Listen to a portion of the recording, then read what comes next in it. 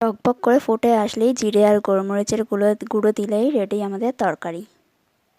নমস্কার বন্ধুরা, সম্পা কিচেনে সবাইকে স্বাগত। তো সবাই কেমন আছে? আশা করছি সবাই খুব ভালো আছে। তো আজকে কিন্তু আমি তোমাদের সাথে শেয়ার করব যে মাগুর মাছের কাঁচকলা আলু দিয়ে পাতলা ঝোল। এটা বাচ্চা বড় তোমরা সবাইকে কিন্তু এটা দিতে পারবে। যারা কাতলা মাছ খেতে অপছন্দ করে তাদের কিন্তু তোমরা একবার দিয়ে দেখবে, তারা কিন্তু চেটে ফুটে কিন্তু সব কিন্তু খেয়ে নেবে। তো চলো আজকে মাগুর মাছের রেসিপিটা তোমাদের সাথে শেয়ার করি। তো দেখো এই হাঁড়ির মধ্যেই কিন্তু আছে কিন্তু সেই মাগুর মাছগুলো। এখানে শিং মাছও রয়েছে, তবে হাঁড়ির মধ্যে ছিল। আমি আজকে জল ঝারিয়ে কিন্তু এখান থেকে একটা কিন্তু মাগুর মাছ আমি নিয়ে রান্না করব। তো দেখো এবার কিন্তু আমি কিন্তু আর কিন্তু এখানে এই বালতির মধ্যে রয়েছে কিন্তু কই মাছ।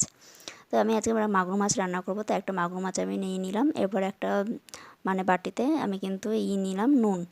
তো নুন নিয়ে কিন্তু এবার মাগুর মাছটায় কিন্তু মারা হবে। তো নুন নিয়ে এবার কিন্তু সেই মাগুর মাছটা নুনের মধ্যে দিয়ে এবার ঢাকা দিয়ে দিলাম। দেখো এবার দেখো মাছটা কিন্তু নাড়াচ্ছে। এবার দেখো এখনও তো নড়ছে না, কিছুক্ষণ পরে দেখবে লাফিয়ে উঠবে। দেখো ওই দেখো লাফিয়ে উঠছে।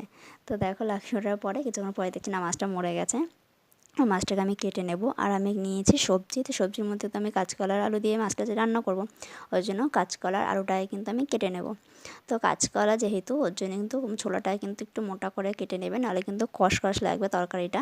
তো দেখো আমি কিন্তু কলাটা মাঝখান থেকে টুকরো করে তারপর কিন্তু ছুলছি, যাতে ভালো হয় ছোলাটা। তো দেখো আমি কিন্তু মোটা করেই কিন্তু কলাটা ছুলে নিচ্ছি, যাতে তরকারিটা আমার কষ লাগবে না আর আলুটার মধ্যে কলাটার মধ্যে কোনো কষ ভাব থাকবে না।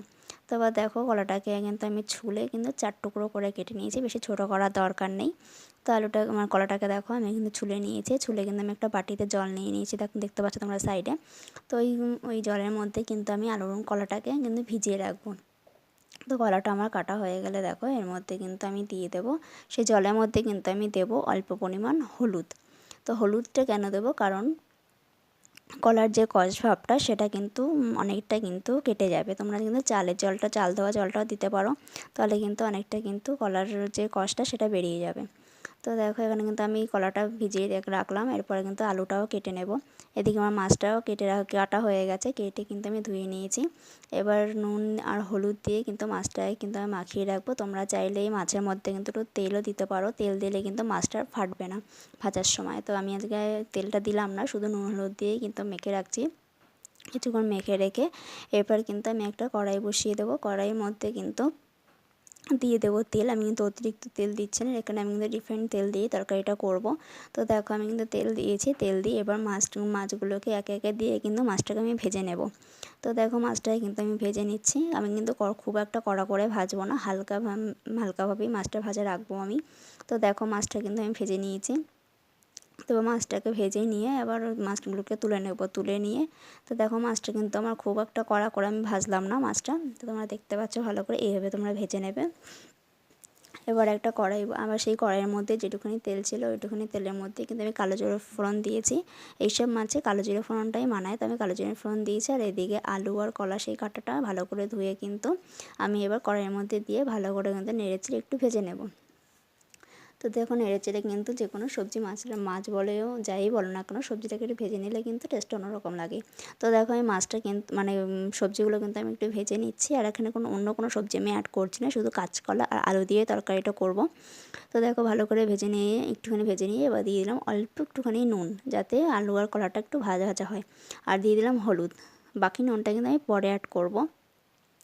তো দেখো হলুদ আর নুন দিয়ে এবার কিন্তু কলা আর আলুটাকে ভালো করে আমি ভেজে নেব। ভেজে নিয়ে তারপরে কিন্তু যখন তারপরে দেখো আমি কিন্তু এখানে অ্যাড করব অল্প পরিমাণ জল। তো জল দিয়ে এবার কিন্তু পুরো আলু আর কলা আর মশলাটাকে ভালো করে আমি কিন্তু কষিয়ে নেব। দেখো তেল ছেড়ে আসছে, এরপরে কিন্তু আমি জল দিয়ে দেবো।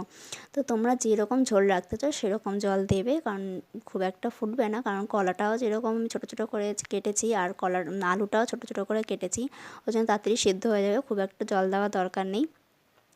তো দেখো আমি একটুখানি জল দিয়েছি আর এখন দিয়ে দিলাম নুন।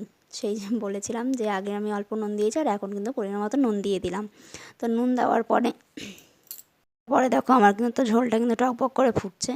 আমার কিন্তু ঝোলটা কিন্তু ফুটে এসছে। এবার কিন্তু আমার ঝোলটা যেরকম আমি রাখবো সেরকম কিন্তু লেভেলে চলে এসছে। এবার দেখো আলু আর কলাটাও প্রায় সিদ্ধ হয়ে এসছে। এখন কিন্তু আমি দিয়ে দেবো মাছগুলো, তো ভাজা মাছগুলো। তো ভাজা মাছগুলো দেখো আমি একে একে দিয়ে দিচ্ছি।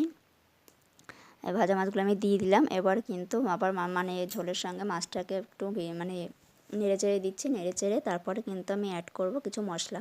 মশলা বলতে এখানে জিরের গুঁড়ো, ভাজা জিরের গুঁড়ো আর একটু গোলমরিচের গুঁড়ো। এখানে কিন্তু আমি কাঁচা লঙ্কা কিছু অ্যাড করলাম না, কারণ এটা আমার ছেলের জন্য বানাচ্ছি বলে ও ঝাল খেতে পারে না, ওই জন্য আমি কাঁচা লঙ্কা অ্যাড করিনি। শুধু এই গোলমরিচের গুঁড়ো আর জিরের গুঁড়ো এই দুটোই দিয়ে আমি করলাম। একদম সিম্পলভাবেই আমি রান্না করেছি। তোমরা বাচ্চা বড় সবাইকে দিতে পারবে, তারাও খেতে পারবে। তো দেখো এইভাবে আমার হয়ে গেল কিন্তু তরকারিটা রান্না করা। আর এবার কিন্তু আমি নামিয়ে নিলাম। তখন নামিয়ে নিলেই রেডি কিন্তু আমাদের আজকের এই মাগুর মাছের কাঁচকলা দিয়ে আলু পাতলা ঝোল। তো দেখো কি সুন্দর লাগে তরকারিটা, কিন্তু আমি কিন্তু খাই না, এখানে আমার কিন্তু বর আর ছেলে কিন্তু খেয়ে খুবই ভালো বলেছিল। তো দেখো কি সুন্দর লাগছে আজকে। তো এই যেহেতু এখন গরম পড়ছে, এইভাবে কিন্তু তোমার পাতলা ঝোল করে বাচ্চা বড় সবাইকে কিন্তু দিতে পারবে, তারা কিন্তু খুব ভালোভাবে খাবে। তো আজকের মতো এখানে শেষ করছি।